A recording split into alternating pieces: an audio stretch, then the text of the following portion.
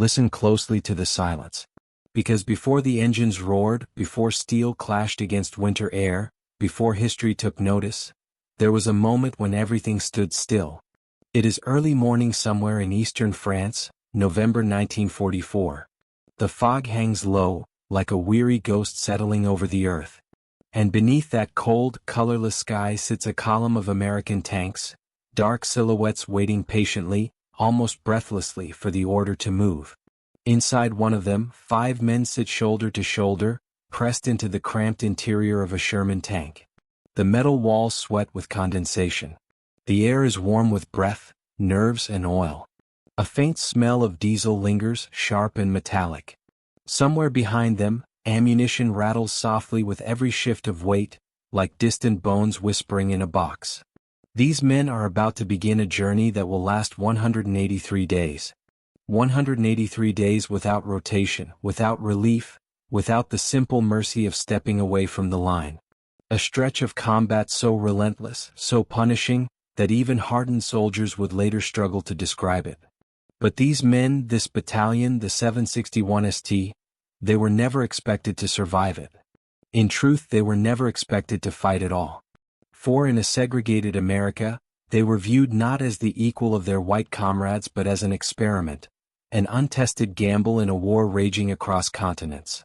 The 761st Tank Battalion, the first black armored unit to enter combat in U.S. history, was a product of both necessity and prejudice, shaped by the contradiction of a nation fighting tyranny abroad while denying equality at home. As the engines rumble to life, the vibrations move through the floor plates and into their boots. They feel the trembling not just as movement but as a question. Will this be the day they break? Or will this be the day they prove their worth to a world that has doubted them at every turn? Outside, the fog begins to thin. The countryside reveals itself. Fields scarred by artillery, forests splintered by shellfire, villages reduced to rubble and ash. The men barely look anymore. Destruction has become familiar, like a recurring dream they no longer attempt to decipher. Yet this moment, this quiet before the storm, holds something different. A wait. A promise. A sense that what begins today will echo far beyond the boundaries of this war. For the next 6 months they will not retreat. They will not be rotated out. They will not be granted the rest that other units receive. Instead, they will be pushed forward, battle after battle, as if the world expects them to break. And yet, they will not. Their story is not simply a chronicle of war. It is a study of endurance. Of pride, buried deep yet burning fiercely. Of courage forged under the pressure of expectation and the burden of proving humanity where it should never have needed proving. Perhaps this is where it truly begins, not with the roar of engines, but with the quiet resolve etched into the faces of men who know that no matter what happens out there, they cannot afford to fail.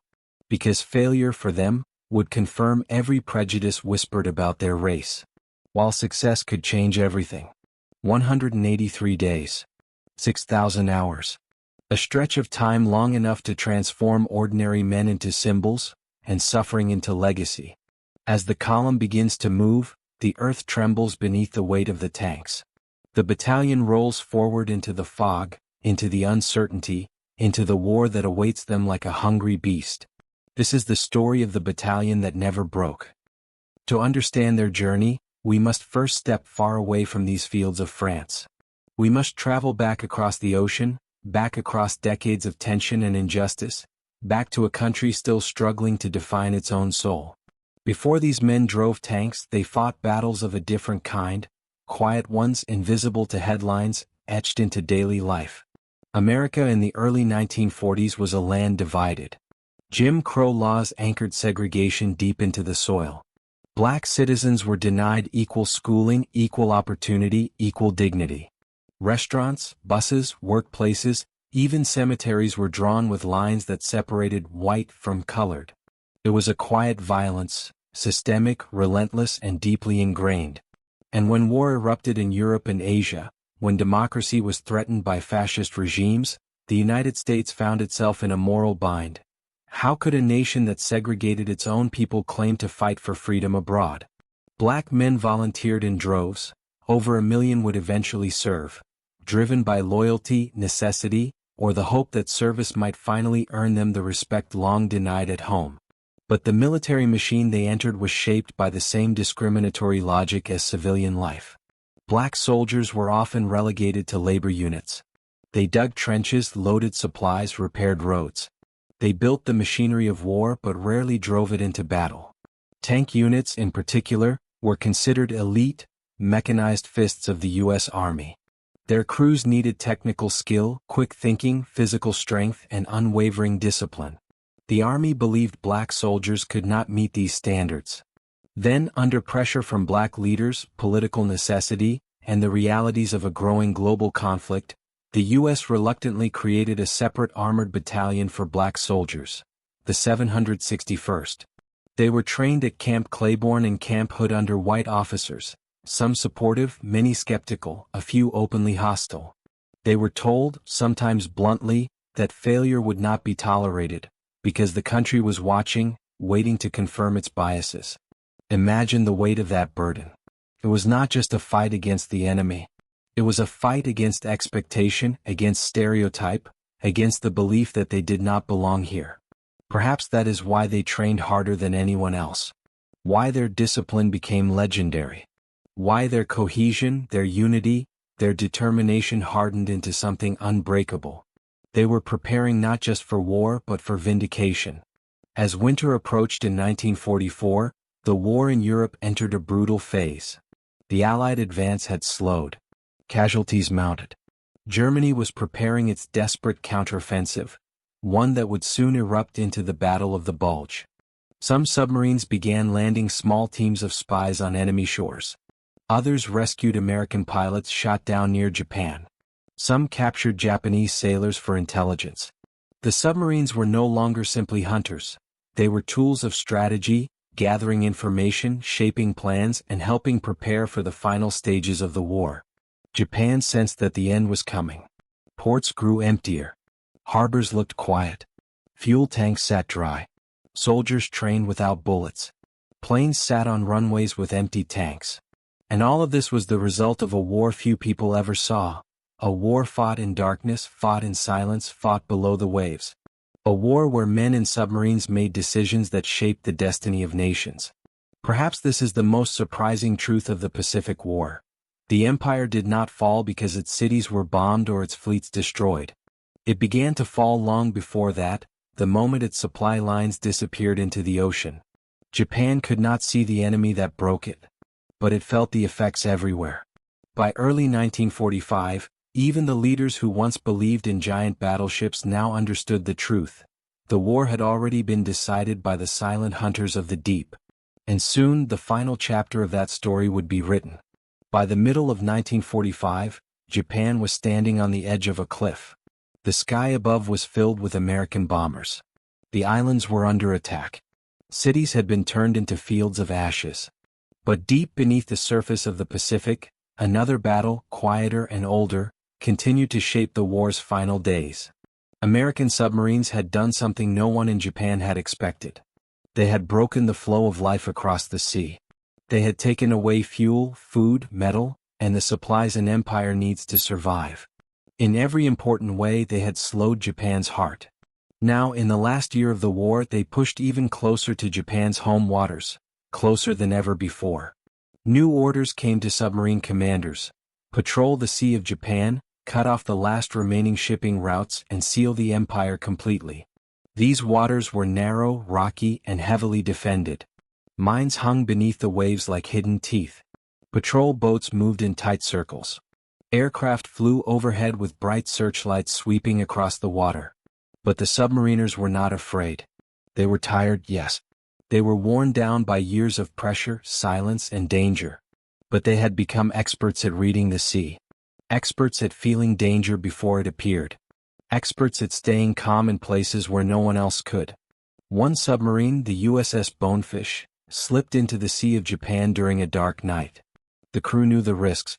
Once inside, returning would be difficult. The Japanese had guarded the strait with mines and patrols. It felt like sailing through the mouth of a lion. But the commander believed the mission mattered. Inside the submarine, men sat in silence as they passed through the minefield. The ocean outside was black and unforgiving. Every sound felt louder in the tense darkness. Each creak of the hull made hearts beat faster. A single mistake could end everything in an instant. But somehow they made it through. And when the submarine entered the Sea of Japan, it found something that surprised everyone on board. Silence. No large convoys. No fuel ships. No tankers. No heavy traffic at all. The once busy waters of Japan's inner sea looked empty. Not because Japan had hidden its ships, but because it no longer had many left. This emptiness said more than any report could. The empire was nearly cut off from the world. What remained was held together by will alone. Still, the submarines did not stop. They moved carefully, hunting for the last ships Japan could not afford to lose.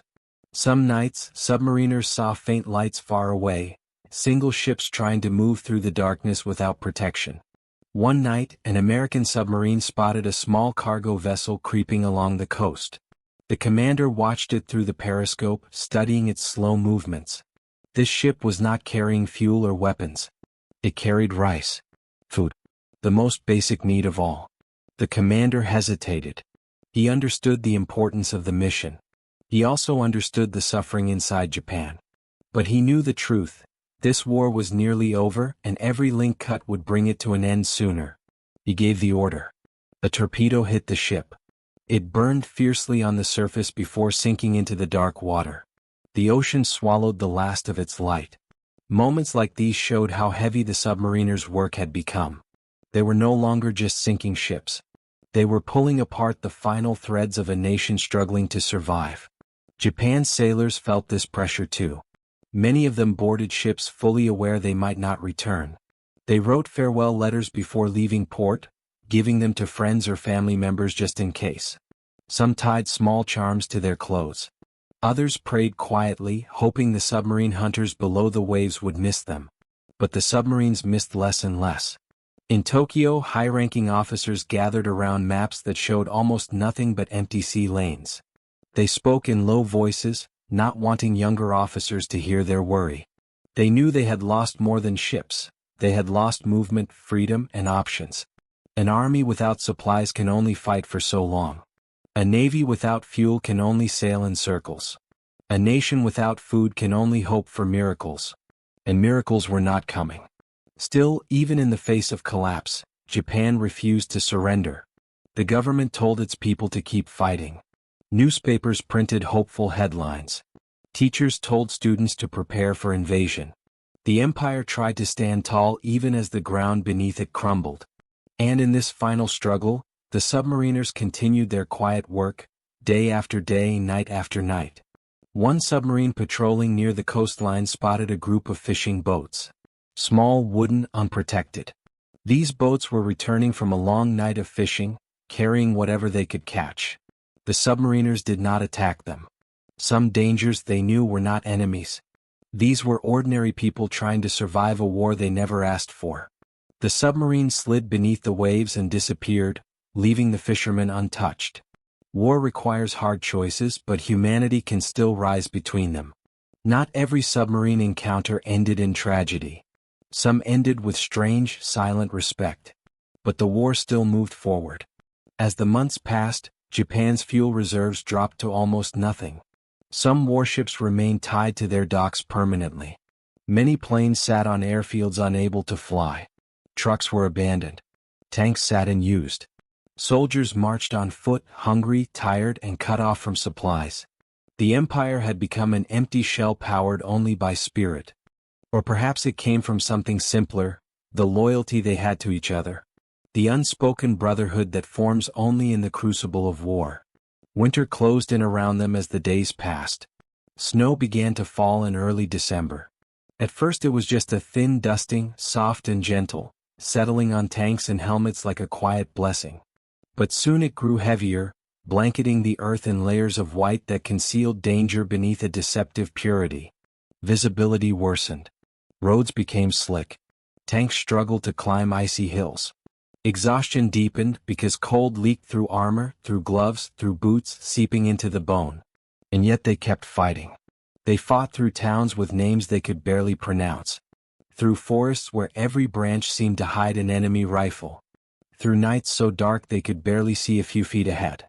They fought not because they were unafraid, but because bravery is not the absence of fear, it is the refusal to surrender to it. By mid-December their reputation began to spread. Officers spoke of their reliability. Infantry praised their courage. Other units, sometimes with surprise, sometimes with admiration, acknowledged that the 761st was no longer an experiment, they were a force. But war, in its cruel balance, punishes pride with new challenges. It was in these same weeks that the Germans launched a massive counterattack in the Ardennes, a final desperate push that would become known as the Battle of the Bulge. Thousands of Allied soldiers were thrown into sudden chaos. Roadways jammed with damaged vehicles. Forests echoed with gunfire and screams. Snow and smoke mixed in the air like something torn from the pages of mythology. The Third Army, including the 761st, was ordered to move quickly, pushing northward to relieve trapped American forces. The men were told to prepare for intense combat, severe weather, and the possibility of encirclement. Supplies would be limited. Rest would be scarce. The enemy would be relentless. The battalion accepted the orders without hesitation. Their tanks rolled through snow-drifted roads, engines straining, treads slipping. The wind cut through uniforms like knives. Trees whipped against the sides of the tanks. Sometimes visibility dropped to just a few feet, the world reduced to swirling white and the dull glow of headlights. Night came early in that winter, and with it came the ambushes. German forces, familiar with the forest, waited in silence among the trees. Anti-tank rockets shrieked from hidden nests. Mortar shells exploded overhead, raining fragments of metal and ice. Machine guns opened fire from ridgelines, sending tracer rounds weaving through the dark like burning threads. It was here, in the frozen edges of the Ardennes, that the battalion faced some of its worst moments. One tank took a direct hit, flames bursting from its hatches like tongues of fire. Another slid on ice, crashing into a ditch where enemy soldiers closed in from three sides. Radio transmissions filled with panic, commands, prayers. And yet, again and again, the battalion held its ground. Tank commanders made split-second decisions, choosing between life, death, or something in between. Loaders worked until their arms trembled from exhaustion. Gunners fired through tears, smoke, and frostbite. Drivers maneuvered 60-ton beasts through terrain meant for deer trails, not armored columns. In the heart of that chaos, something changed. The battalion stopped thinking of itself as an underdog or an experiment. They became what the war demanded, a wall of steel and determination holding back a tide. By late December, their efforts helped break the German momentum, allowing Allied forces to regroup and counterattack. But this victory came at a cost, one measured not in ammunition but in men. They lost friends. They lost commanders. They lost pieces of themselves they would never fully regain. When the fighting in the Ardennes finally eased, the battalion didn't rest. They were immediately reassigned, sent to support new offensives, new towns, new battlefields. The war stretched ahead of them like an unending horizon, one they had no choice but to cross. And so they did, day after day, through fatigue so deep it hollowed them out. Through hunger that gnawed at their stomachs. Through doubt that whispered in the quiet moments between battles. But they kept going. For each other. For the country that doubted them. For the people they rescued. For the hope, faint but stubborn, that their service meant something. Their 183-day journey was far from over. The hardest battles still lay ahead. And the world had yet to understand what these men were truly capable of. The new year arrived not with celebration, but with the low growl of engines and the weary breath of men who had forgotten the feeling of rest. The snow of the Ardennes still clung stubbornly to the earth, packed into frozen ridges that made every mile a battle of its own. The 761st Tank Battalion, tired, bruised but unbroken, moved steadily eastward, advancing into territory where the war grew sharper and more unpredictable with each passing day. Somewhere behind them, the wreckage of the Bulge was still smoldering. Forests were littered with burnt-out vehicles and white cross graves. The ghosts of battles lingered in the air like frost. But ahead of them lay new towns, new defenses, new German units desperate to halt the American push. By now the battalion had earned something few thought possible: respect. Not universal. Not always spoken aloud. But real. Infantry commanders requested their support by name. Officers noted their discipline and precision.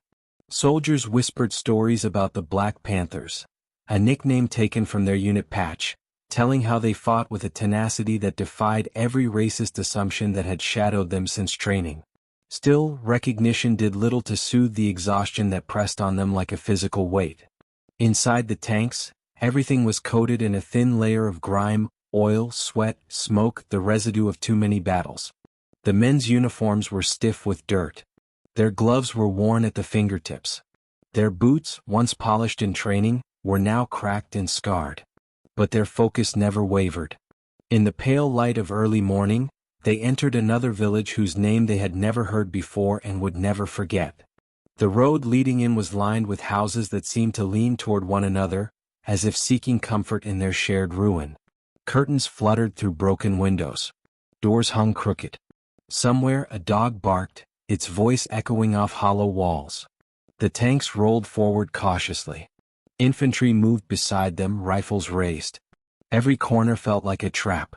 Every rooftop felt like a potential threat. The first explosion confirmed their fears. A German anti-tank gun, hidden behind a stone stable, fired with surgical precision. The shell missed the lead Sherman by inches, tearing a crater into the road and sending debris flying. Within seconds the battalion responded. Turrets whirled. Cannons roared. The stable collapsed under the fury of their return fire. But a village ambush never came in just one attack. Gunfire erupted from the upper floors of a house. A sniper's bullet ricocheted off the tank commander's hatch. A mortar round exploded behind them, showering the road with dust and shrapnel. The battalion pushed forward, methodical and relentless. They moved like a living organism, one tank covering another, infantry advancing in their shadow, radio chatter guiding each motion. Smoke drifted through the streets, curling around the tanks like a living thing. Minutes felt like hours. Hours felt like days. And then, slowly the gunfire faded. The village fell silent once again. The infantry signaled all clear. Families emerged from cellars, their faces pale with fear and gratitude. Children clung to mothers. Old men stepped forward with trembling hands, offering nods, murmured prayers, or the simplest gift they had, a weary smile. Some villagers approached the tanks, touching their steel hulls reverently, as if thanking the machines and the men fused to them. The battalion didn't linger. War did not permit sentiment. By late afternoon they were back on the road. Days blended together after that. Each sunrise brought new orders. Each night brought new aches. Sometimes they liberated a town. Sometimes they cleared forests of snipers. Sometimes they found themselves alone on narrow country roads where the enemy could be anywhere, or nowhere. One night, as they pushed through a pitch-dark stretch of farmland, the battalion encountered an obstacle that had nothing to do with tanks or tactics. Fog. Thick, absolute, suffocating fog. It rolled across the field suddenly, swallowing the tanks whole. The men could barely see the tail lights of the vehicle in front of them. Radio calls became clipped, urgent, uncertain. Engines growled into a void. A driver leaned close to his periscope but saw only white. A commander opened his hatch and was met with a wall of moving vapor that felt almost alive. The column slowed to a crawl. Every sound became amplified. The pop of an engine misfire.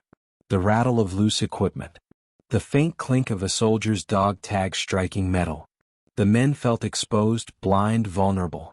Fog had a way of making the world feel haunted, every shadow a threat, every whisper a phantom. Then from nowhere came movement. A shape, small, human, emerged on the road ahead. The tank ground to a halt. For a moment no one breathed. Through the fog walked a young boy, no older than 12. His clothes were tattered. His hair hung in dark strands. He moved with hesitation, glancing back over his shoulder as if something terrible followed him. The tank commander signaled quietly. 2 infantrymen rushed forward, kneeling beside the child. The boy spoke in broken French, trembling as he pointed back into the fog. When the commander heard the translation, his heart tightened. German soldiers. Not many. But close. Moving quietly through the mist, searching for a position to ambush. The battalion reacted instantly. Engines revved. Turrets rotated. Infantry spread out, fanning across the field. The fog glowed faintly with the light of flares. Shadows danced. Shapes moved. The air crackled with anticipation. Then the first shot cut through the silence. A German soldier fired from somewhere unseen. The infantry dropped for cover. The tanks advanced, using sound and instinct more than sight. The gunners fired at muzzle flashes, trusting their training to guide them. The fog turned orange with explosions. Snow and earth erupted with each blast. Shouts in German echoed faintly through the haze. The tanks pressed forward relentlessly, their shells tearing through hedgerows and fences. It lasted barely 20 minutes, yet afterward it felt like hours had passed. When the fog finally began to lift, the battalion saw what remained. German bodies scattered through the field. Rifles half buried in snow. A machine gun crew frozen in their final position.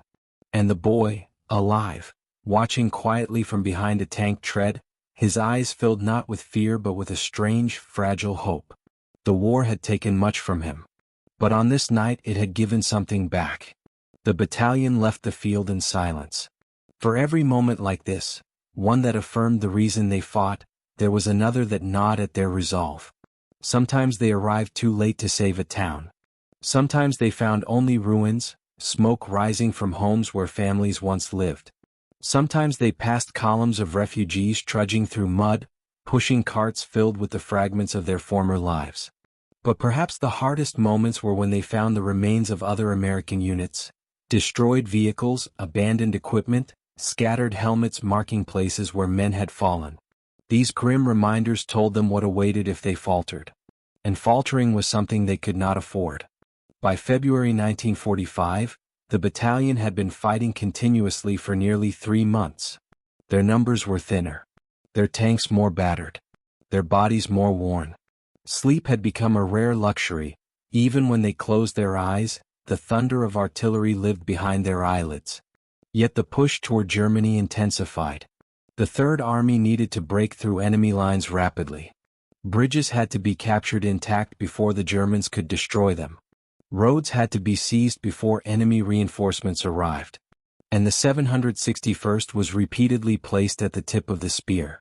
Their reputation was no longer just that of a capable unit. They were now seen as assault specialists, shock troops who could breach defenses under the harshest conditions. This respect came with a terrible price. During one assault on a fortified ridge, the battalion advanced under heavy artillery fire. Shells exploded around them, each blast shaking the steel hulls, filling the air with dirt and shrapnel. The tanks crawled up the slope, slipping on mud, engines straining. German soldiers fired from bunkers cut into the hillside. Anti-tank rounds screamed across the battlefield. The lead Sherman took a hit. The shell punched through its side with a violent burst of sparks. Flames erupted instantly. The tank lurched to a stop, smoke pouring from every seam. The crew inside scrambled to escape, but only 2 made it out, stumbling, burning, screaming. The others were lost in seconds. The battalion could not stop. To halt would mean exposing every tank on the slope to destruction. So they pressed forward, passing the burning wreck, using the smoke as partial cover while their hearts twisted with rage and grief. The battle raged for hours before the ridge finally fell.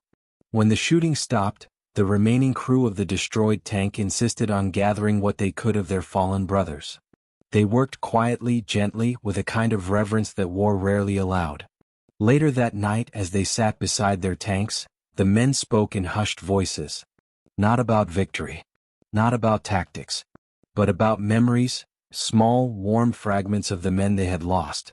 Laughter from training days. Shared cigarettes during long marches. Letters written by candlelight. Dreams whispered in the dark when the war seemed far away. In moments like these, they were not soldiers or symbols. They were just men. Tired. Hurting. Holding each other together through the weight of grief. Yet with dawn came orders. And the battalion moved again. Their 183-day journey was now more than halfway complete. But the path ahead, toward the German border, toward the heart of the Reich, would test them in ways they had not yet imagined. For in the final months of the war, desperation made the enemy more dangerous. Resistance grew fierce. Defenses hardened. Every mile demanded sacrifice. The battalion, though battered, pressed on with the same unyielding resolve that had carried them since their first day of combat. They were no longer fighting to prove themselves. They were fighting to finish what they had started. And history was watching. By early March of 1945, winter's grip began to loosen, though the war showed no intention of following the season's lead. The snow, once a thick white armor over the landscape, thinned into slush and mud. Trees that had stood stark and skeletal for months now dripped with thawing ice, their branches aching like old bones. The air smelled of melting frost, damp earth, and the lingering smoke of battles that had churned across the continent like a storm without end. The 761st Tank Battalion continued its eastward march, inching ever closer to the borders of Germany. And with every mile, the remnants of the Reich grew more desperate, more unpredictable, more determined to drag the Allies into ruin with them. The battalion's reputation had grown beyond recognition. What began as an experiment was now whispered about with respect across divisions. Reports described them as unyielding, precise, even ferocious. Commanders noted that the 761st performed with a consistency that many seasoned units struggled to match. Yet the weight of this recognition fell heavily on the men themselves. The more they succeeded, the more they were asked to do. And the more they were asked to do, the more they lost. The faces around the tanks had changed. Some men were new replacements, fresh, wide-eyed, silent with anxiety as they stepped into the shoes of brothers who had fallen. Others were veterans of the entire 183-day campaign, their expressions carved into a blend of fatigue and determination. Deep lines marked their foreheads. Their hands shook slightly when they weren't gripping the controls. Their eyes carried a distant reflection, as if every battle still flickered somewhere inside them. On one early morning, as dawn crawled across the horizon like a wounded animal, the battalion halted at the edge of a wooded valley. The land dipped before them in gentle waves, but beauty had long been stripped of innocence here. Smoke rose from distant farmhouses. A half-destroyed bridge lay crooked across a narrow river. And somewhere in the forest ahead, German forces waited. Reconnaissance reported anti-tank weapons, entrenched machine gun nests, and a series of fortified artillery positions. If the 761st could break through this valley, the road to the Rhine River would open, a vital step in the push into Germany.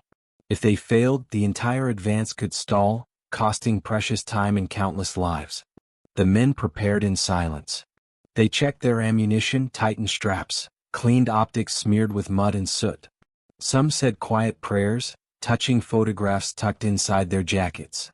Others stared into the distance, their breath curling in the cold morning air, wondering how many more battles their bodies could endure. When the signal came, the engines rumbled to life. The tanks rolled forward as one, their tracks crunching over frost-hardened soil. The valley swallowed them slowly, its quiet deceptive in its gentleness. Then came the first shot. A flash erupted from the tree-line. A German anti-tank round screamed across the valley and struck the earth near the lead Sherman, burying itself into the mud in an eruption of dirt. The battalion reacted instantly. Tanks shifted formation. Turrets turned. Shells loaded with a practiced rhythm. The return fire was deafening. The valley filled with smoke, gunfire, and the echoing roar of engines pushing harder than they should. Shells arced toward the tree-line, striking dug-in positions with thunderous bursts. Trees splintered. Earth churned. German soldiers fired back with a savage determination, their machine guns rattling like chains dragged across steel. For hours the battle raged. The battalion pushed forward in short, brutal advances. A tank would surge ahead, drawing fire while another provided cover. Infantry moved between them, ducking behind treads, diving into shell holes, sprinting from one shattered tree to the next. The sounds of war layered into a symphony of chaos, high-pitched whistles of incoming shells, the deep boom of outgoing fire, the sharp clack of rifles, the shouts of men trying to be heard over everything. Smoke drifted across the valley in heavy curtains that transformed the world into a shifting maze of shadows and light. Inside one Sherman, the gunner wiped sweat from his forehead with a trembling hand despite the cold. He squinted into his sight, searching for the next target. The loader beside him reached for a shell, muscles aching, fingers numb. The driver leaned forward, eyes scanning the ground for mines or hidden obstacles. The commander barked orders, his voice low but firm, grounding them all in the reality of the moment. Their tank shook suddenly, hit from the side. The shell didn't penetrate, but the impact slammed the gunner against his seat. Pain shot through his ribs. He gritted his teeth and kept firing. The loader, stunned for a heartbeat, shoved another shell into the breach with renewed urgency. The commander spotted the source of the attack and shouted coordinates. Seconds later, the enemy's gun emplacement vanished in a burst of flame and dirt. This was their world, seconds of terror, hours of endurance, days of relentless pressure. And through it all they moved forward. By afternoon, the battalion reached the center of the valley. The worst of the ambushes had passed, but the cost was evident. One tank lay smoldering on its side, blackened by fire. Another sat motionless, tread blown off, its crew huddled behind it for cover. Medics rushed between positions, their arms laden with bandages and morphine. But still the battalion pressed on. In the late hours they reached the far end of the valley. The final German positions cracked under their advance. Artillery guns fell silent. The forest seemed to exhale in defeat. And as the sun set in streaks of red and orange across the sky, the battalion emerged victorious, battered but unbroken. Command posted them in a captured farmhouse that night. The roof was half gone, the walls scorched, but it provided some shelter from the elements. The tanks were lined up outside, steaming from the day's exertion. The men sat in groups, eating whatever rations they had, speaking little. Exhaustion hung over them like an invisible fog. One soldier, barely 20 years old, leaned back against a broken wall and closed his eyes. His friend nudged him gently. "Hey," he whispered. "You awake?" The young man nodded weakly. "Today was rough," the friend said. "But you did good. Real good." The young man smiled faintly, though his eyes glistened. "Feels like every day is rough." His friend chuckled softly. "Yeah. But we're still here. Still here." Two simple words. But they carried weight, the weight of survival, of endurance, of defiance. As night deepened, the men lay where they were, using jackets as pillows, dirt as bedding. Some slept. Others stared at the stars through the broken ceiling. A few wrote letters home, their hands shaking either from the cold or from the memories trying to spill out. But dawn always came too soon. Within days, the battalion was ordered to advance again. They moved toward the Rhine River, one of the last major obstacles before Germany's heartland. Every unit was stretched thin. Supplies were strained. Morale flickered like a candle in the wind. But the 761st kept moving. Crossing the Rhine was a monumental task.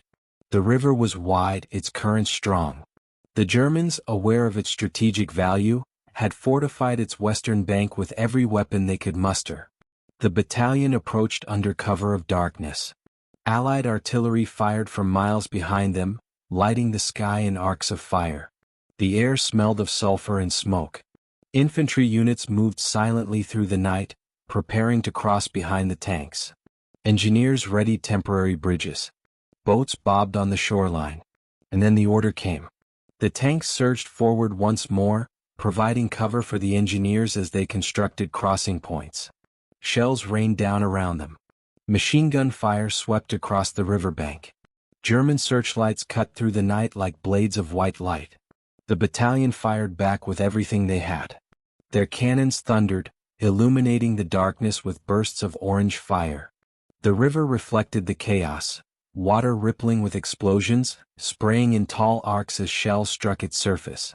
Smoke drifted low across the water, curling like fingers reaching from the deep. Hours passed in a blur of noise and motion. Finally, just before dawn, the first makeshift bridge was secured. Infantry surged across, slipping on wet planks, gripping their rifles tightly. The battalion followed, their tanks moving with deliberate precision, treads clanking against metal laid down by exhausted engineers. The crossing was successful. The eastern bank fell. And with it, Germany's defenses began to crumble. For the battalion, the battles that followed were both easier and harder than what they had endured before. The German army was weakening, but like any wounded beast, it fought with unpredictable ferocity. Towns were defended fiercely, streets booby-trapped, bridges wired for demolition. But the battalion had become something extraordinary by this point. Their movements were instinctive. Their coordination flawless. Their resolve unbreakable. They pushed deeper into Germany, liberating towns where civilians emerged cautiously, their faces thin with hunger and fear. Some knelt before the tanks, thanking the men in hushed voices. Others offered bread or water, gifts small in size but immense in meaning. Yet not all encounters were so tender. As they neared the interior, they began to witness the darker side of German desperation. Forced labor camps. Prisoners wandering the roads, skeletal and hollow-eyed. Children hiding in ruins, terrified of every sound. These sights scarred the men in ways bullets never could. But they also strengthened their resolve. They were fighting for something larger now, not just for victory, not just for their own rightful place in history, but for the people who had endured unimaginable suffering in this war. Every mile mattered. Every life saved mattered. Every step forward mattered. April arrived. The war's end was finally in sight. The battalion was tasked with capturing a series of towns surrounding a strategic crossroads. These towns were the last fragments of German resistance in the region. Taking them would open the path to the Danube River and eventually lead Allied forces to Austria and Czechoslovakia. The first village fell quickly. The Germans were tired, cornered, and outmatched. The second, however, offered brutal resistance. The battalion advanced through narrow streets lined with stone houses. German soldiers fired from windows, from attics, from trenches dug into gardens. Tanks maneuvered carefully, wary of Panzerfausts, shoulder-fired anti-tank weapons that could destroy a Sherman with a single shot at close range. The men fought house by house, yard by yard. Their uniforms were soaked with sweat despite the cool spring air. Their faces were streaked with dust. Their voices hoarse from shouting over the roar of battle. At one point, a German armored vehicle burst from behind a barn and fired directly at a Sherman. The shell tore through the side, igniting the fuel tank. Flames exploded outward, engulfing the tank in seconds. The crew inside had no chance to escape. Rage swept through the battalion like wildfire. They advanced with renewed fury, smashing through enemy positions, clearing the town in a storm of fire and steel. When the last pocket of resistance fell, the battalion stood among ruins surrounded by the silence that always followed victory, heavy, sacred, sorrowful. They gathered the bodies of their fallen comrades and held a brief, quiet vigil. No chaplains were present. No formal words were said. Just the soft murmur of men remembering the laughter and voices that had filled the tanks only days earlier. Then they moved on again. Town after town, mile after mile, the battalion continued its relentless push. Their 183-day ordeal was nearing its conclusion, but they did not yet know it. War does not announce its final chapter until the moment it ends. And so they kept fighting, kept advancing, kept enduring. The battalion that had started as an experiment was now a legend, forging itself one battle at a time. They had crossed countries, broken through some of the most fortified positions of the war, survived winter, hunger, exhaustion, ambushes, and unimaginable loss. And still they moved forward, driven by a spirit that refused to break. The end was close. But the greatest emotional test, the one that would define their legacy, was still ahead. The final stretch of the battalion's journey began in the wavering light of a cool April morning. By now, the land had begun to soften under the first true warmth of spring. Grass pushed through the soil in brave little clusters. Trees unfurled hesitant green leaves. The rivers swelled with meltwater, glittering in the sun like fragile ribbons of silver. But if the earth appeared ready to heal, the war was not. Germany, though collapsing under the weight of its own losses, still possessed dangerous pockets of resistance. Units that refused to surrender. Commanders who believed defeat was worse than death. Ragged groups of Hitler Youth armed with Panzerfausts. Volkssturm militias, men too old or too young to fight, pressed into service as the Reich disintegrated. For the 761st Tank Battalion, the closing chapter of the war would not be peaceful. It would be jagged, unpredictable, and emotionally heavy in ways the men could not yet imagine.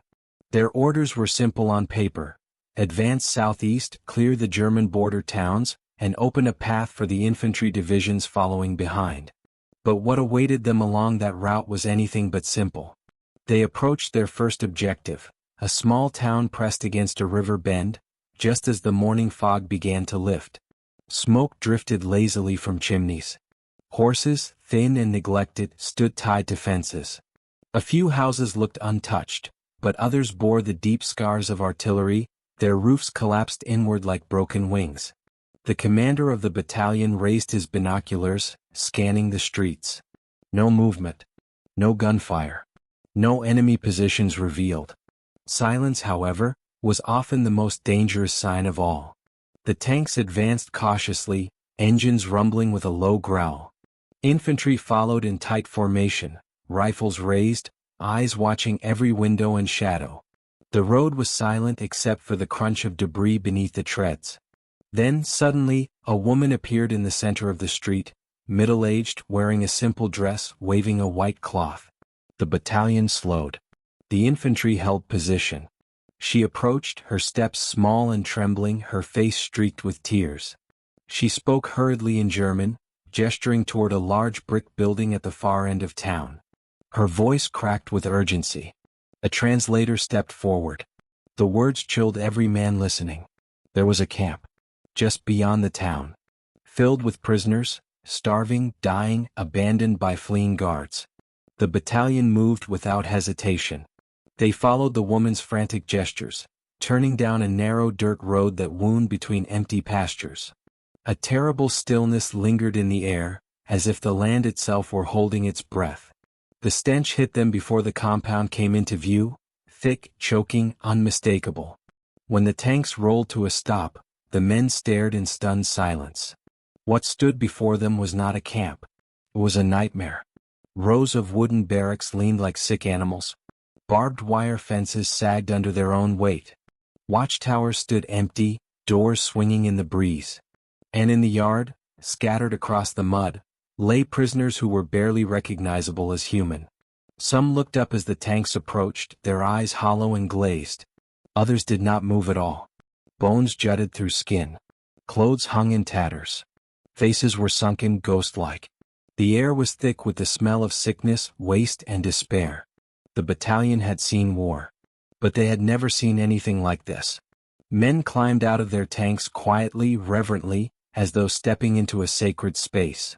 They approached the prisoners with outstretched hands, offering water, blankets, bits of food from their rations. Some prisoners cried softly. Others collapsed, overwhelmed by the sudden presence of life, of hope. A few of the tankers helped carry bodies, some living, some no longer alive, gently as though afraid the slightest pressure might break them. One soldier, hardened by months of combat, knelt beside a child whose age was impossible to guess beneath the malnutrition. The boy lifted a trembling hand, touching the black soldier's arm with a kind of stunned wonder, as though he had never seen kindness before, or perhaps never expected it from someone who looked different from him. The soldier swallowed hard, blinking back tears. The battalion radioed for medics, supplies, and medical teams. But aid would take time. So the men did what they could. What any decent human being would do. Some took off their jackets and wrapped them around shivering prisoners. Some offered cigarettes to those who could still hold them. Some simply sat beside the dying, whispering soft assurances in languages the prisoners could not understand, but whose meaning carried through the tone alone. There, in that camp, the men of the 761st confronted a dimension of war that no training, no battle, no act of bravery could prepare them for. They saw what hatred could do when given power. They saw what silence allowed. They saw what happened when humanity was divided, when some people decided others were unworthy of life. And they saw, too, that fighting fascism was not only about winning battles. It was about restoring something profound and fragile, human dignity. Hours passed. Reinforcements arrived. Medics flooded the compound. Supplies were distributed. The prisoners were evacuated to temporary shelters, where doctors worked tirelessly to save whoever still had a chance. But the men of the battalion carried the images with them long after they climbed back into their tanks. Those memories rode with them through every town that followed. Every field. Every forest.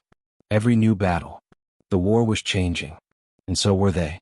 In the days that followed, the battalion moved deeper into Germany, encountering less organized resistance but more cruelty, more remnants of a regime collapsing in on itself. They passed through towns where civilians stood silent, their eyes hollow from years of propaganda and fear. They disarmed soldiers who surrendered with shaking hands. They discovered hidden bunkers stocked with weapons and supplies that had never reached the front. In one village, they found a group of soldiers preparing to execute civilians accused of defeatism. The battalion intervened instantly, scattering the firing squad with a burst of machine gun fire that shattered the wall behind them. The civilians, old men, mothers, even a pregnant woman, collapsed in relief, clutching each other as the tanks rolled past. Everywhere the battalion went, they confronted the collapse of a nation built on a twisted ideology, an ideology that, in its own dark way, mirrored the discrimination the tankers faced back home. And as they advanced, a subtle understanding grew within them. They were not just fighting a war. They were fighting an idea. One afternoon, after days of relentless marching, the battalion reached a long, open plain. The sky above was clear, the air quiet. Birds circled lazily overhead, as if unaware that war still lingered on the horizon. The battalion's commander gathered the men. The war, he told them, was nearing its end. But they must remain vigilant. Desperate enemies were still out there. Their mission was not finished. The men nodded, though they hardly needed the reminder. They could feel it. The end was close enough to touch, but not close enough to trust. The next town they approached was eerily still. No gunfire. No movement. No signs of German forces. The tanks rolled through empty streets where flags hung limp from windowsills and the smell of smoke lingered faintly in the air. Then, as they reached the town square, they saw them. Hundreds of civilians gathered silently, men, women, children. All holding white cloths.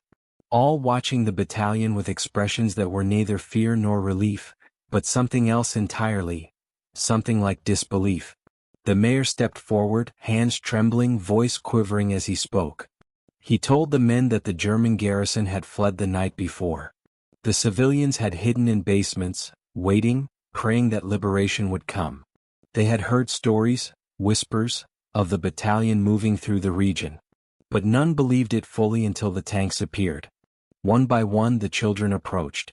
They placed flowers on the tanks. Tiny blossoms of early spring, yellow, pink, purple, standing out against the dark steel like little miracles.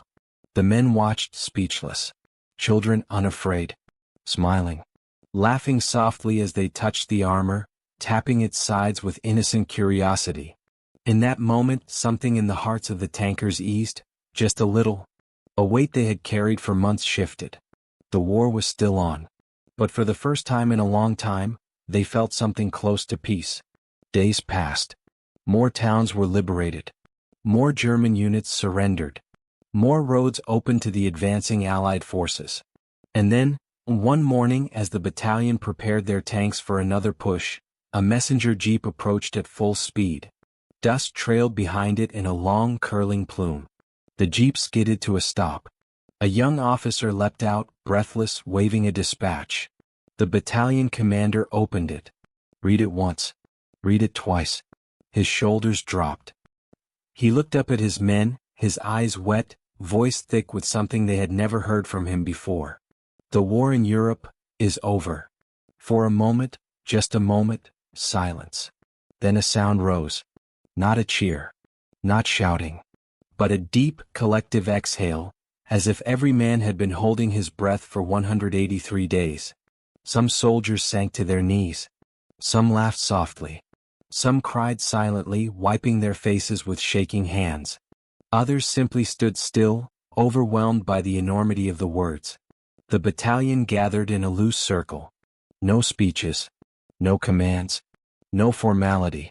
Just men, black men who had been doubted, underestimated, segregated, standing together in the place where they had fought for 6 relentless months without breaking. They looked at the tanks that had carried them through hell. They looked at each other. And they looked toward a future that felt uncertain, complicated, but finally possible. The war was over. But their story, their legacy, their fight for recognition, was only beginning. With the announcement of victory, the world seemed to tilt, as if history itself had taken a deep breath and shifted the weight of its own sorrow. The air around the battalion felt different, lighter, warmer, touched by the distant hum of celebration across Europe. Yet for the men of the 761st, joy did not come instantly. Relief did, yes. And a strange, momentary quiet. But joy was slower, cautious, tender, like something that had to be relearned after too long in the dark. The tanks were switched off. Their engines gave one final metallic sigh, settling into silence after months of unbroken motion. The battalion stood among them, letting the stillness seep into their bones. For once the ground did not tremble. The horizon did not threaten. The wind carried no scent of smoke, no distant echoes of artillery. It felt unreal. Some men walked a short distance away from the column, wanting a moment alone. They stared out over the hills, letting the enormity of the past months catch up with them in fragments. Faces, voices, battles, losses. Others stayed close together, clapping each other on the shoulders, laughing in that soft, disbelieving way that only comes after surviving something that should have destroyed you. One soldier stood with his hand resting on the armor of his tank, fingers tracing the scratches and dents that told stories only he and the machine understood. "We made it," he whispered, though he wasn't entirely sure who he was speaking to, his tank, his crew, or God. But even as victory settled over them, the men understood something deeply. War does not end all at once. It fades slowly, quietly, leaving echoes that linger long after the last gun falls silent. In the days that followed, the battalion received orders to remain in Europe for occupation duty. Their tasks shifted from assault missions to patrols, cleanup operations, and ensuring stability in regions where the remnants of the German army still hid. They were no longer charging into battle, but the dangers had not entirely vanished. Mines lay buried beneath fields. Desperate soldiers wandered the countryside, unwilling to surrender. Towns teetered between fear and relief. But the battalion executed their new duties with the same discipline, the same quiet strength, the same unspoken unity that had carried them through the war. During one patrol, they passed through a village that had barely survived the conflict. The building stood half collapsed, the church steeple split open, the town square cratered by shells. A group of children, some barefoot, some clutching melted candles, approached the tanks cautiously. The battalion halted. The children did not speak English. The soldiers did not speak German. And yet, there was understanding. One boy, no older than 8, handed a black tanker a small carved wooden horse, a toy he had hidden throughout the war. The soldier smiled, kneeling down to meet the boy's eyes. He accepted the gift gently, as though holding something sacred. At that moment, under a broken sky and amid the ruins of a town scarred by war, there was a rare feeling, something like the soft beat of hope. Word spread through villages that the tankers treated children kindly. Civilians who once stared with fear now approached with gratitude. Elders offered homemade bread. Women brought water and small apples saved through harsh winters. For people who had endured so much, kindness became an astonishing luxury. And all the while, the men of the 761st carried on, quietly stitching pieces of humanity back into a world torn apart. Yet overshadowing these peaceful moments was an unspoken knowledge. Soon they would return home. Back to the United States. Back to a country that had needed them desperately, but had never truly accepted them. They thought about it often during their nights in makeshift barracks or when sitting atop their tanks watching the sun slip behind European hills. The future was uncertain. Victory did not promise equality. And each man understood that while war had tested their bodies, coming home would test their spirits in ways they had no frame of reference for. Still they longed for it. For familiar soil. for their families, for the sound of American trains and the smell of home-cooked meals, for peace. Weeks passed. Occupation duties wound down. Units were scheduled to return to the United States. And the battalion, after 6 months of unbroken combat and additional service in Germany, finally received their orders to head home. The journey back across the Atlantic was quiet. There were no cheering crowds on the docks when they left Europe, only groups of fellow soldiers nodding respectfully, offering handshakes, salutes, shared gratitude. The ship's deck was filled with men leaning against the railing, staring at the endless water, contemplating the lives waiting for them on the other side. They talked softly at night. About the friends they lost. About the faces they couldn't forget. About the memories that would never fade. But they also talked about what came next. Would they finally be recognized for their service? Would their sacrifice mean something back home? Would the country treat them differently now that they had fought, bled, and died for it? No one knew. When they finally reached America's shores, the docks were crowded. Families waving, children cheering, military officials waiting for their own assigned units. But for the 761st, there were no banners. No parades. No bands playing patriotic marches. They disembarked quietly. Some family members spotted them. Mothers embracing sons with tears streaming down their faces, wives clutching their husbands, younger siblings gazing up with pride. But beyond these intimate reunions, the city around them continued with its normal rhythm, unaware or uninterested in the history that had just stepped off that ship. Most newspapers did not mention the battalion's arrival. Most citizens did not know what they had done. Most officials did not come to greet them. And segregation was still the law of the land. After risking everything to fight fascism abroad, the tankers returned to a country that still expected them to sit at the back of buses, use separate restrooms, stand in different lines, and live in different neighborhoods. For some, the sting was unbearable. One soldier, after returning to his hometown in the South, walked into a cafe still wearing his uniform. He had fought in the Ardennes, liberated towns, survived ambushes, brought hope to children who had nothing left. And yet, the waitress told him he had to leave. His uniform didn't change the color of his skin. He walked out quietly, the weight of the war suddenly heavy again. Another soldier, traveling home by train, was told to move from the main cabin to the segregated car, despite the medals pinned to his chest. He stared at the conductor for a long moment before picking up his bag and moving without a word, holding his dignity close, unwilling to give anyone the satisfaction of seeing pain in his eyes. But despite these injustices, something had shifted inside the men. They had seen what real hatred looked like, what real oppression felt like, what real cruelty could do. And they knew, deeply, unshakably, that the racism back home was built on lies. They were not inferior. They were not incapable. They were not weak. They were veterans of one of the most grueling armored campaigns of the war.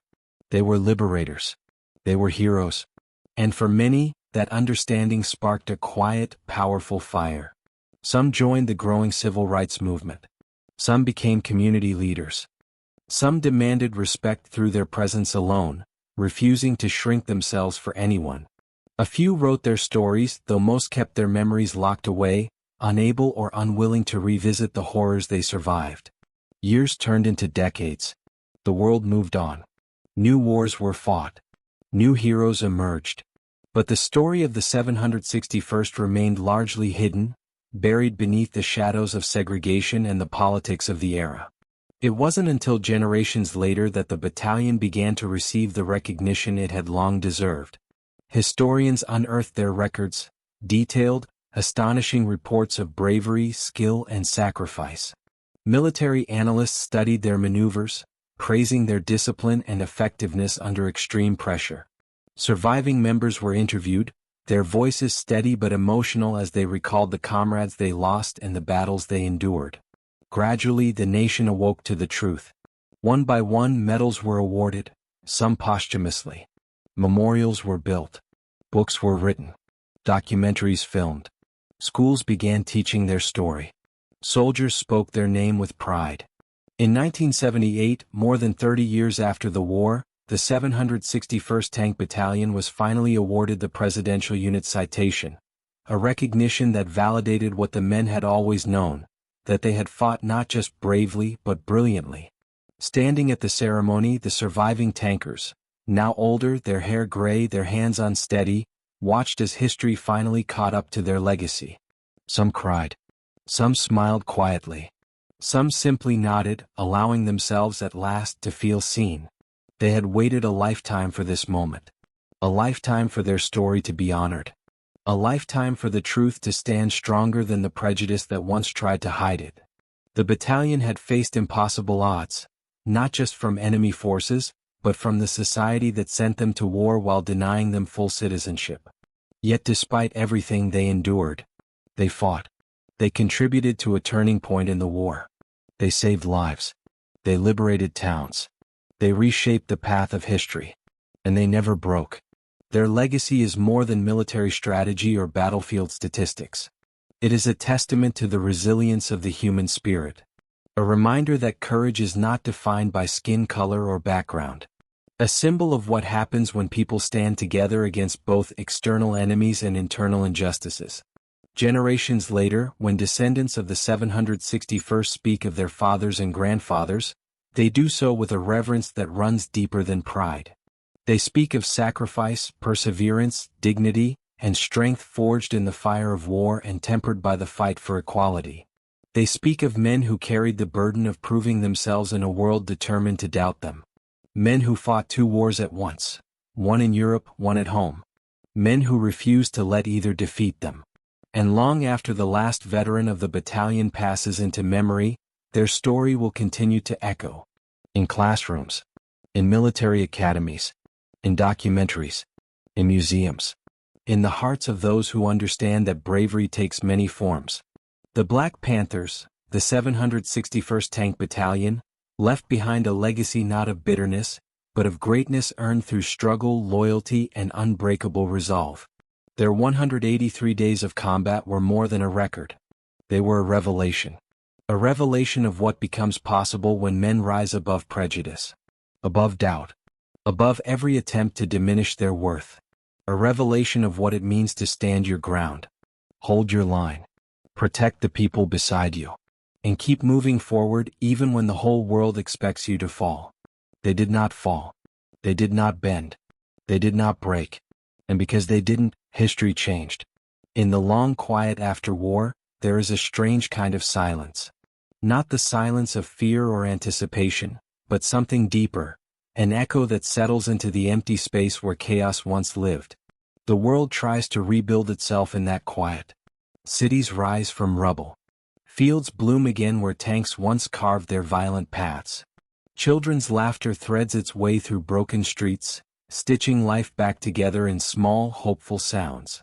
But for the men who fought those battles, silence is never simple. The members of the 761st Tank Battalion returned home carrying more than their duffel bags. They carried memories like shadows, memories of winter forests where death waited behind every tree, of burning villages, of the starving faces they found in that abandoned camp, of friends whose voices would never again fill the cold interior of a tank. And memory, unlike war, does not end with a declaration. It lingers, shaping the years that come after. For many, the transition back to civilian life was a battle in itself. They arrived in cities that bustled with life but felt disconnected from it. They sat at kitchen tables surrounded by family, hearing familiar voices, yet feeling worlds away. They walked streets where people rushed past, unaware that the man they brushed shoulders with had fought 183 days without rest on another continent. Some spoke openly about the war, recounting the stories of battles and brotherhood with a distant pride. Others stayed silent, burying their memories beneath layers of routine, refusing to let their families carry the weight of what they had endured. Silence became their armor, the only way to keep ghosts at bay. Many faced sleepless nights. Dreams that were not dreams at all but relived fragments of combat. Moments that returned with startling clarity, the metallic taste of fear, the pressure of earth shaking beneath artillery, the whistle of incoming fire, the cries of friends. War leaves its imprint on the mind, and the mind does not easily forget.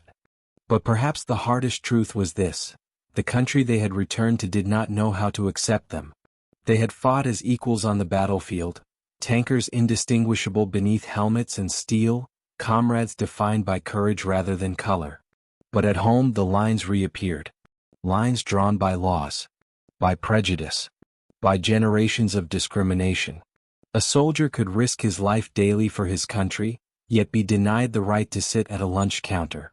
Could liberate a concentration camp in Europe, yet be forced to the back of a bus in America. Could fight relentlessly for freedom abroad, yet be told he was not equal under the very flag he served. This contradiction cut deeply. It was a wound many veterans did not speak of, but one they all felt. Still, the men of the 761st did not allow bitterness to guide their future.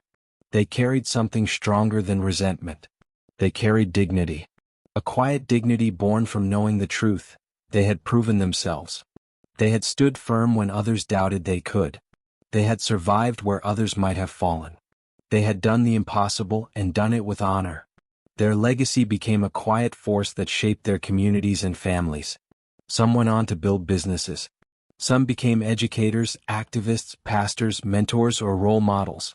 Some raised children who would grow up hearing fragments of a story they could scarcely believe. A story of tanks, winter battles, brotherhood, and bravery. And over time, as the decades passed, the nation began to catch up. Researchers combed through wartime records. Journalists unearthed forgotten files. Military historians, poring over battle reports, were stunned by what they found. Page after page, mission after mission, month after month, the 761st Tank Battalion had displayed extraordinary strength, precision, and resilience. They had fought in major operations, broken enemy lines, and supported infantry under the harshest conditions. Their casualty rate was high, but their resolve never faltered. What had once been overshadowed by segregation could no longer be ignored. And slowly recognition began to come. It came in the form of articles, ceremonies, oral histories. In medals awarded long after the battles were over. In classrooms where their story became a symbol of courage. In documentaries where their voices, those who were still alive, finally filled the airwaves with the truth of what they had endured.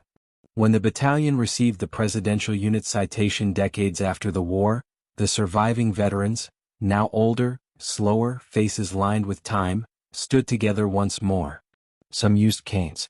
Some were in wheelchairs.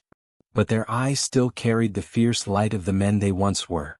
As the citation was read aloud, honoring their exceptional heroism and relentless valor, there was a hush that settled over the room. A hush filled not with silence but with justice, justice delayed but not denied. One veteran, his voice fragile with age, spoke afterward to a reporter. "We knew what we did," he said quietly. "We knew who we were. We didn't need medals for that. But it feels good to know the world finally sees it too." His words captured the essence of the battalion's journey. They were not motivated by recognition. They did not fight to prove a point. They fought because it was their duty. Because the men beside them depended on them. Because freedom, even when imperfect, was worth defending. And yet, recognition matters. Because stories shape history. And history shapes identity. Today, the tale of the 761st Tank Battalion is taught not just as a military achievement, but as a lesson in human resilience. It is a reminder that greatness is not determined by the labels society attaches, but by the deeds performed when no one believes you can succeed. Their story is also a reminder of a deeper truth. Human beings are capable of extraordinary courage when placed in extraordinary circumstances. Courage that transcends race, class, politics, or time. Courage that lives not in monuments, but in the quiet heartbeat of determination. When we speak of the 761st now, we speak of more than tanks and battles. We speak of the strength it takes to wake up every day knowing the world doubts you, and to exceed every expectation. We speak of a legacy carried in the hearts of descendants who look at old photographs and feel something stir inside them. A connection to a greatness that refuses to fade. We speak of men who entered history not because anyone invited them in, but because they refused to stay out. Their service became a bridge between the contradictions of America's past and the possibilities of its future. Their courage helped lay the groundwork for the civil rights movement. Their dignity shattered myths about what Black Americans could accomplish. Their sacrifice forced a nation to confront the hypocrisy of inequality. And their perseverance became a beacon for those who came after them. It is impossible to say how different the world might be had they broken. Had they retreated. Had they surrendered to prejudice. Had they failed to push through those 183 days of unending combat. But they did not break. They did not retreat. They did not surrender. And because of that, history shifted. When we look back now at the grainy photographs of young men standing beside their tanks, uniforms stained by mud and smoke, smiles thin but proud, we see something more than soldiers. We see symbols of perseverance in the face of impossible odds. Symbols of what can be achieved when courage outweighs fear. Symbols of a truth the world often forgets, that greatness exists everywhere, even in places where prejudice refuses to look. Their tanks are rusted now. Their uniforms preserved behind glass. The fields where they once fought are silent, green with new life. But the echo of their story remains, steady, strong, unbroken. And somewhere in the quiet corners of memory, you can still hear it. The low rumble of engines. The steady heartbeat of steel on earth. The voices of men calling out to one another through smoke and fire. The sound of history being reshaped by those who refuse to accept the limits imposed upon them. Perhaps, in the end, this is what their legacy means. Not victory alone. Not recognition alone. But the triumph of human spirit over every barrier, visible or invisible, that sought to contain it. The story of the 761st Tank Battalion is a story of war, yes. But it is also a story of humanity. Of the fight for dignity. Of the will to endure. Of the truth that courage is not born from privilege but from purpose. And so, as we close this long journey alongside them, we are left with a simple, powerful reflection. Some people change history by accident. Others by intention. But the rarest few, like the men of the 761st, change history by refusing to break, even when every force in the world demands that they do. They were called the Black Panthers. They were called pioneers. They were called heroes. They were soldiers who fought 2 wars at once, and won both. And their legacy endures. In hearts. In memories. In the quiet thunder of their example. Because courage, once revealed, never disappears. It ripples through time, shaping generations that follow. This is their story. This is their truth. This is their place in history. And no matter how many years pass, one thing remains certain. The battalion that faced impossible odds. The battalion that fought 183 days without breaking. The battalion that reshaped history. Will never be forgotten.